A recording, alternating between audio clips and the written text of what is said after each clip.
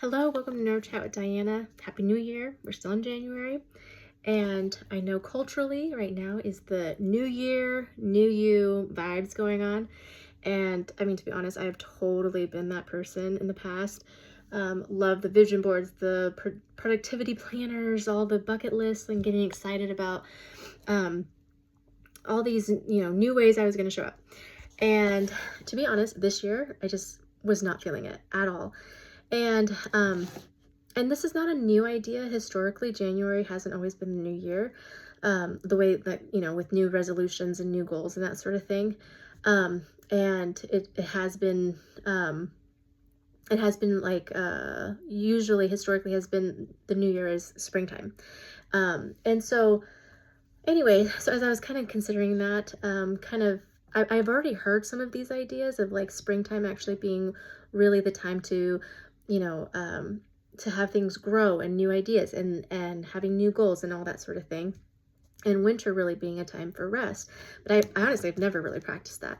So through this January, I've actually been trying to practice that. And like, what does that look like for me? What does that even mean to like live seasonally? And so if you really even think about it, what is going on in nature and with animals and that sort of thing, and how would that like look like in our own life? Because really, in all honesty, our modern society, we kind of are expected to have the same amount of output the entire year, and to just wake up, we go to work, we do the kids activities, and like that's kind of like what's expected.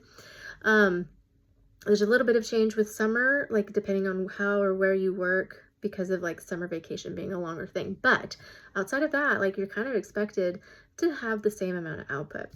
But what's going on in nature? So really in nature, like springtime, there's new beginnings. That's when things are growing. And so for us, that can look like really starting our new goals and planting things and like getting things ready and creating. That creative energy is there in that springtime. Summer is looking like things are coming to fruition and that harvest time at the end of the season. But really things are growing and they're abundant and there's a lot of energy going into like the growth of things that we planted and the things that we created. And then in fall really is more of like that harvest and also, partaking of that fruit of whatever you grew, seeing the fruits of our labor, that kind of thing. And also seasonally, depending on where you live and what trees you have around you, the leaves are falling. A lot of that looks like for us, like, kind of, if you're looking at it from our point of view, you're kind of reflecting on the year and saying like, what fruits were born from the things that I did. Are the fruits good? You're reevaluating that, but you're also kind of letting things go, just like the leaves fall from the tree. You're letting things go that didn't work, right? And then winter is really a time to like nourish the roots.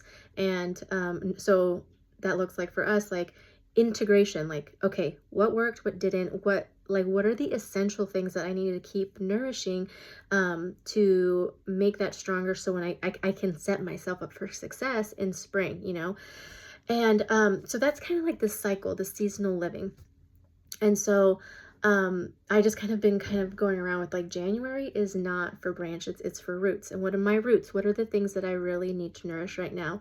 And again, the roots are underground, they're quiet, they're unseen, they're the essential things. And what that can look like for us, is, making sure that we have, dropping things off our to-do list that are just not essential. It can look like more sleep, slower mornings, just less output and more integration. It can look like just looking at the four main areas of your life. Spiritually, what is the most essential? Let me not try to create this whole new pattern, but like, what are the things that actually nourish me spiritually, and just stick to that, right? It's same thing with our food and our movement. Like, what things do I actually enjoy? I'm not going to start this whole new program when biologically I don't have a lot of energy right now. Whether you are aware of it or not, your body responds biologically to light, temperature, and rhythm. And so those things change seasonally.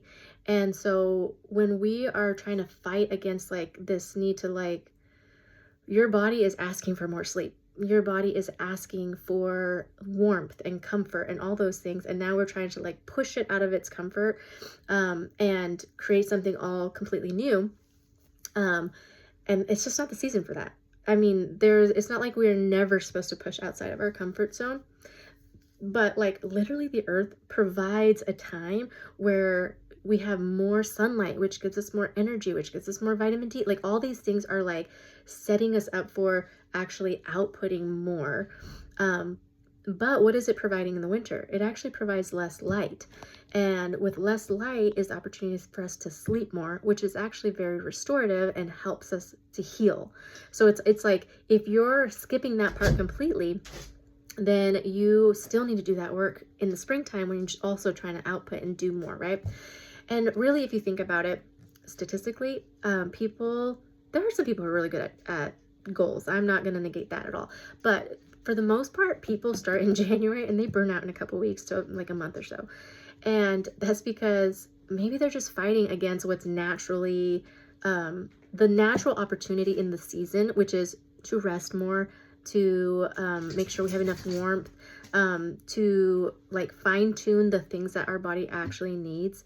We're just fighting against it. So, okay, so what does self-care look like in January?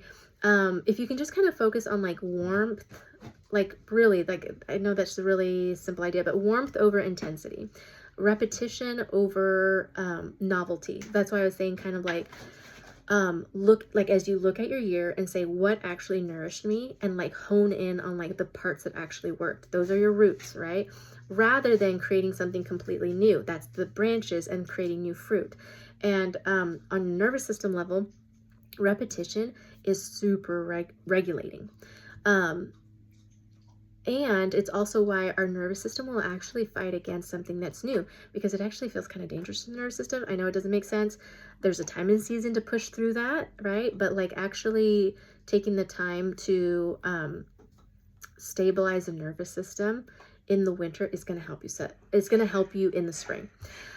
So some examples would be cooking the same grounding meals. So you can still focus. It's not like throwing in the towel and be like, I'm just going to hibernate and I'm just going to watch all the Netflix shows and binge on my food. Like that's not really what I'm talking about, but it's actually like, I know that I like this good food and I'm just going to put it on repeat. Like don't utilize your brain capacity to be coming up with this whole new system that you're all of a sudden going to implement now that it's January. Choosing walks over workouts. If you are already working out and it's working for you, continue to do it. The rhythm and the stability of that is great. But if you are not working out and now all of a sudden you want to go, ham on a workout, it could work. Or you could just start by walking, gentle movement, like just really like focusing on just getting your body moving rather than trying to do a whole rehaul on your life. Reading instead of consuming. There is a difference. So when we're reading, we're new ideas, fresh ideas like that's good. And giving yourself an actual ample amount of time to mull it over. So again, it's that slowness that is actually very, it's very good for us. Rather than what looks restful, but is actually not, is scrolling. As you're scrolling, you're just sitting there. It doesn't look like you're expending a lot of energy, but actually you're expending a lot of energy because all those little bite-sized pieces of information, you are having to, your brain is having to switch gears and switch gears and switch gears, and it actually expends a lot of energy. And so there's a whole nother video for you there on that and the anxiety that it can induce. But so really taking the time to do things slowly. So reading is actually a really good restful activity. So yeah, reading over instead of consuming. Tending to the home and body. Again, what is nature doing? It's like it does, like it naturally, I wouldn't say prunes itself. I was about to say that, but it releases the things that are non-essential for its living, and it focuses on the roots. What in your life, in your home,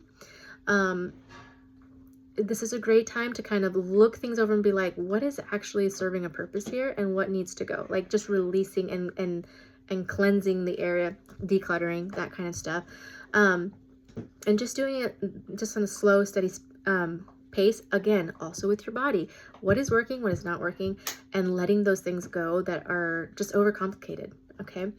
Allowing evenings to be quiet. I have tried this and I really do love it. I have some beeswax candles. I'm sensitive to fragrance. So I have some beeswax candles, which there's a whole reason why beeswax candles are really, really great. But just whatever you have that can kind of just lower all the blue light, and to allow your body to start resting. Those blue lights are tricking your brain and your circadian rhythm to think it's still daylight. And so a lot of times people can be, especially because we have so much more darkness now during this season, but people can feel very wired but tired.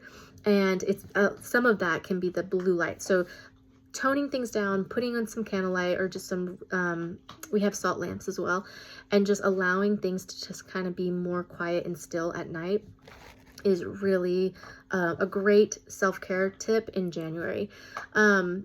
So we're just remembering that like January self-care is stabilizing the entire system, and it's really creating like a felt sense of safety. Like sometimes we can tell ourselves we're safe here, but our bodies does not feel it. So we're trying to be like calm and be like, this is my rest time, but your body is like, is still overstimulated. It's still like all the lights are on, and you're still trying to go. So the body still feels at that point. Okay, so this is bringing me to the next point, was why rest can make the nervous system feel uneasy. So this is something that I've been experiencing this last month. And even though I have felt like resistant to just be like, I'm going to, revamp everything, at the same time, I've been trying to slow down, and I've noticed that I'm like, sometimes I feel anxious. Sometimes I'm like just kind of hyper aware, and I'm like, I'm trying to be calm and restful, but there's something going on here. And what ends up happening is you finally slow down. Instead of peace, you feel restless, guilty, on edge. For me, it's like, do I have an assignment due? It's this constant need to feel like you're being productive, right? And that doesn't mean that the rest isn't working. It just means that your nervous system at some point figured out that stillness wasn't safe, right? So that can look a couple different ways.